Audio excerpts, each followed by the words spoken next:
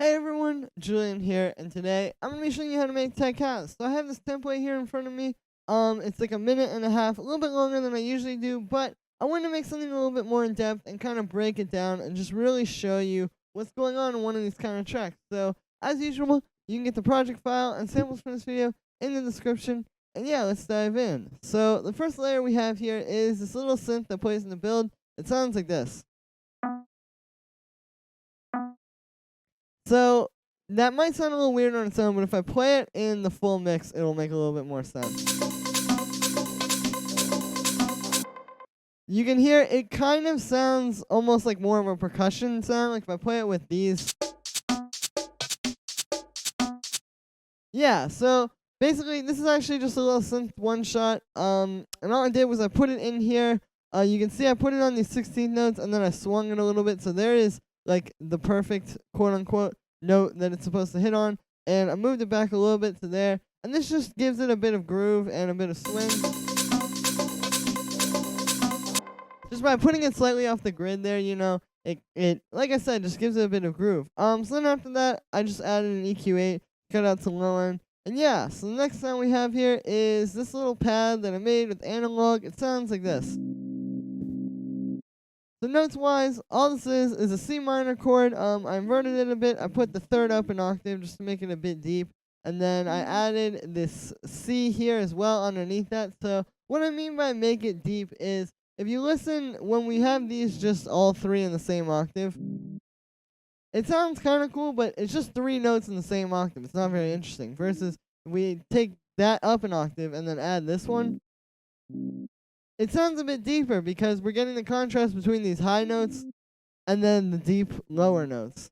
So yeah, and then for the synth sound on this, it's also pretty straightforward. It's just two saw waves and analog going into a low pass filter here. I had the frequency set there and the resonance set there. And on the frequency, I added a bit of LFO1, so you can see it's not up there very much, but it's just giving it some motion and sort of like bringing it to life a bit. So then the amplitude envelope is set like this, and then I added a bit of vibrato and analog as well. Not too much, but you can see we're at like 45%, pretty slow rate, and that's just adding to the motion of the pad as well. So then for effects here, first thing we have is this low pass filter. You can hear it pretty prominently.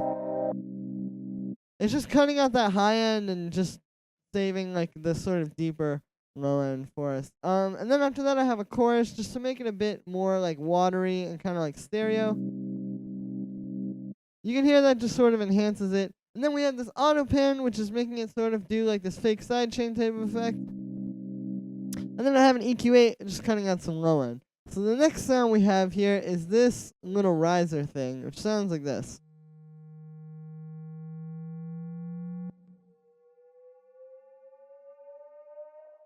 So the way that I made this was with Operator. We used a triangle wave, and I set this up to sort of like fade in on its own. So usually when you make one of these kind of risers or something, you would like do a bit of a volume automation with like utility or something like this.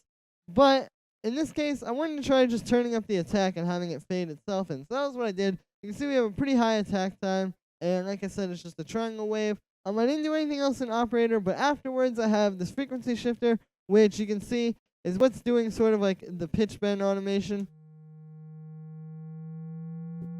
And yeah, all I did was just automated the fine tune. And something I like about using the frequency shifter to do a pitch bend is it's not like a true pitch bend, like if you did it with like the pitch wheel of a synth, for example. But what it does is when it gets up high, you can actually get these kind of like weird, almost like ring modulator-y kind of like sounds.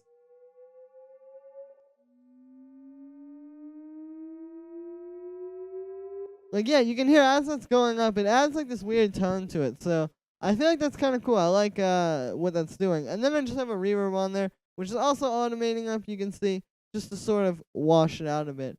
So then the next thing I will show you are these drums. I'm just going to sort of break them down all together. The drums sound like this.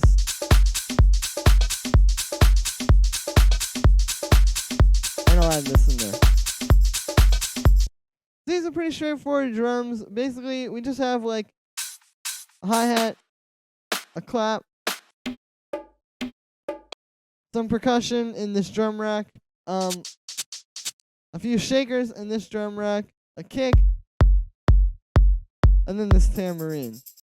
So this is a pretty straightforward sort of like tech house drum arrangement, if you will. Obviously it's very important to start with the kick.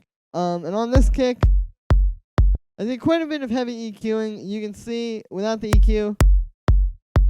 And then with it, I just really like this kick when it was EQ'd like this, but it needed a lot of work, so I cut out all of that stuff. And then yeah, so you kind of like start with the kick, and then moving up to like these little percussion sounds, and the hi-hat.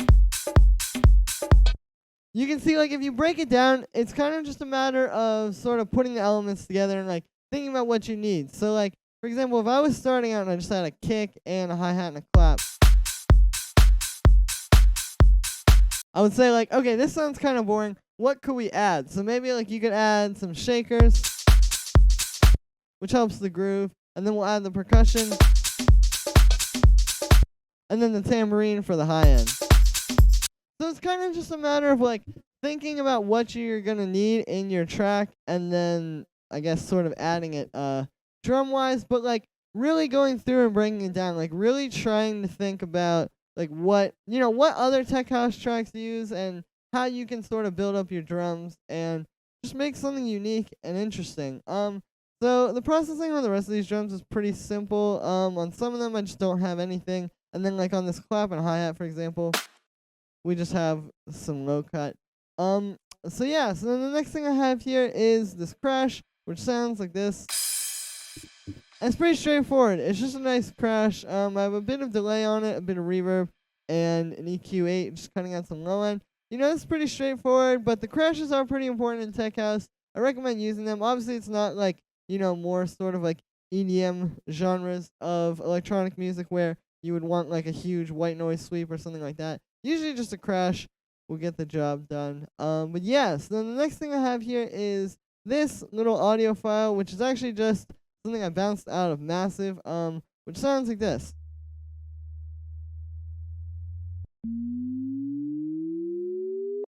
This is actually just a sine wave. You could just make this with like Operator or something, but I just had this on my hard drive, I guess, and I was playing around with it. But essentially all it is, it's just a sine wave.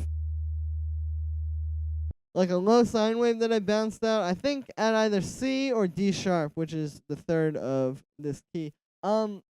If you're counting. But yeah, and then what I added on here was I added this utility, which just gives it a bit of a volume sort of automation at the beginning there. Similar to what I was saying with the other riser, where I was saying like usually you would draw in a volume automation. This is what I was talking about. So I did that, and then I have a frequency shifter on there, which I automated the fine on. And then that's just giving it a pitch bend. And this is like a good example of what I was saying before when I was saying sometimes the frequency shifter can be cool because it adds like this weird sort of, like I said, like ring modulator-esque type of sound to it. You can hear that in that upper register there. So yeah, that's that. And then the next thing we have is this little synth one shot, which sounds like this. And then during the drop. So what this is it's this sound. I'll show you real quick. So I just put this into a simpler and then added some pretty simple effects. We have an EQ8, just cutting out the low end, and then I have this ping pong delay. You can hear that pretty prominently. There's a frequency shifter there, which is automating up on this one. It's not on this one, of course, because this is more during the drop. But yeah, so that's just doing the build during this sort of build-up part. And then we also have this reverb on here for the build. So I'm just automating the decay time, and then I'm also automating the dry-wet. So yeah, you can see there's the decay automation and then the dry wet automation. So that's just kind of like, washing it out a bit as we go through the build. And then I have a reverb on there that is just doing reverb. There's no automation. That's also on this one in the drop. And then I have it sidechained to the kick. So then the one in the drop is the same thing, but you can see like all the automation effects are gone. And then I have this low pass filter on here that's actually automating up and down. You can see it kind of just fluctuates throughout the drop. This is something else I wanted to talk about, and I'll talk about this more with the next layer as well. But you can see like it just kind of, like I said, gives it some movement, I guess, throughout the drop. Like this would be a little boring if it was just that same synth loop the whole time. But adding this low pass automation just kind of gives it some life and allows it to breathe. And you can see it plays off of this thing a little bit as well, which is doing the same thing. Like you can kind of see like when this is coming up, this starts coming down, all that kind of stuff, just to sort of let things play off of each other. So then yeah, the drop one, like I said, doesn't have any new effects besides that. So the next layer we have here is this little drum loop resonator thing, which sounds like this.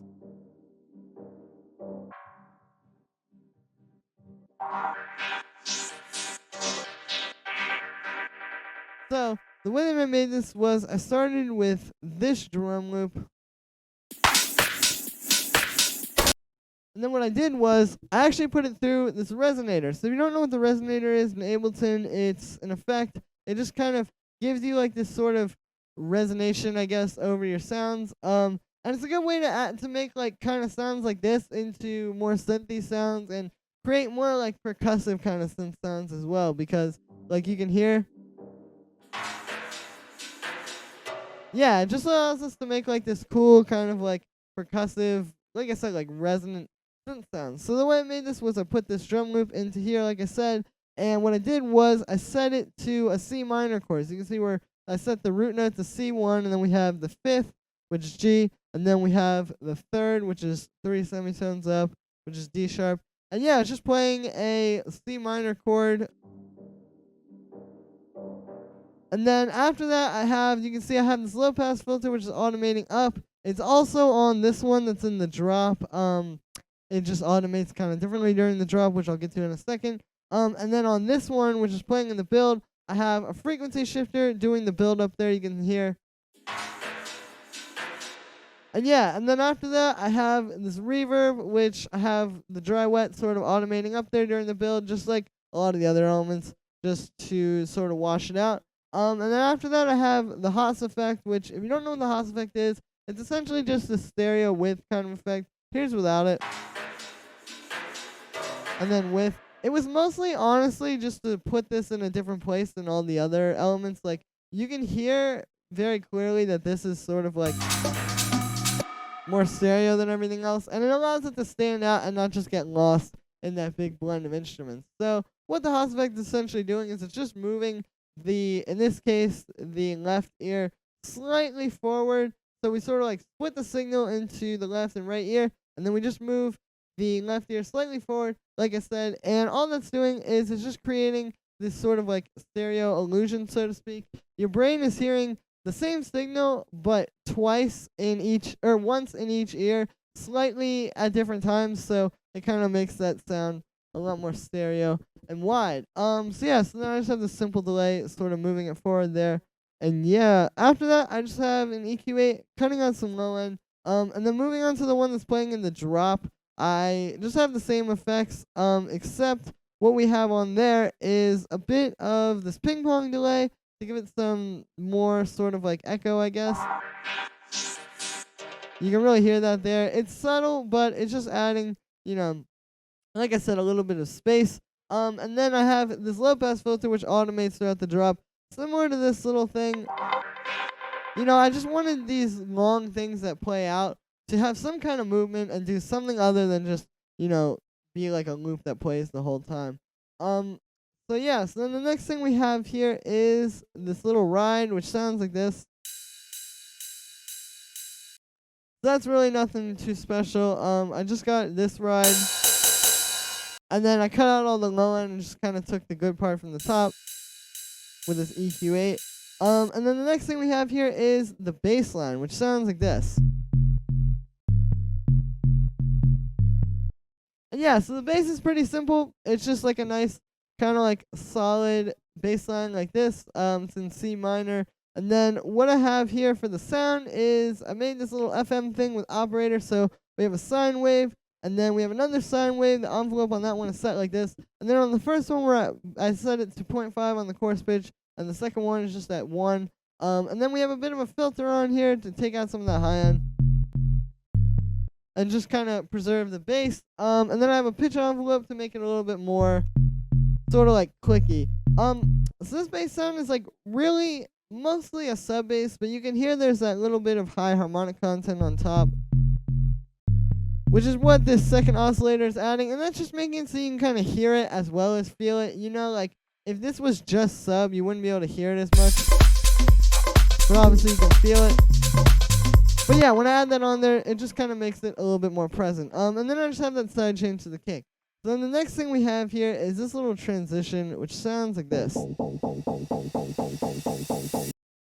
all it is just this little vocal stab. I'll show you the original one. I just took this thing, and I just have it playing like the eighth notes, like don't, don't, don't, don't, don't. And then I automated a low pass filter to sort of like open up over the course of that. And then I have this little reverse crash,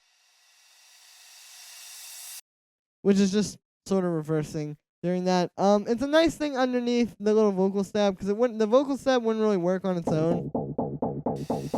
So this just adds like, you know, a little bit of like an effect, I guess. So then after that, I just have these little noises, which sound like this.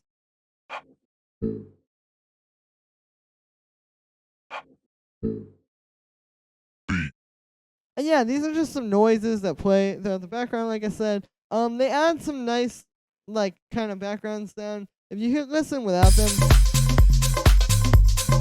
it's a little bit boring. It's also kind of a little bit too synthy, like between that little synth lead and then the bass, which is obviously, you know, a synth bass. It doesn't sound like very organic. It's just a little bit too much like kind of computer, I guess, to put it in that way. So adding these little vocal noises adds a little bit of like humanity to it, I guess. And yeah, I feel like it just ties the whole thing together, and adds some nice background sound. So that's really it for this one. You know, like I said, the main things to think about are like with the drums and the bass line, just trying to make those as powerful as possible. And then like all the different things that we added to sort of bring it together. What I really wanted to do with this one was just kind of show you guys a little bit more in depth, like really the stuff you got to do when you're making a track, like, you know, between this reverse crash and this transition here to make it work, to like all the different effects, like the little sub riser.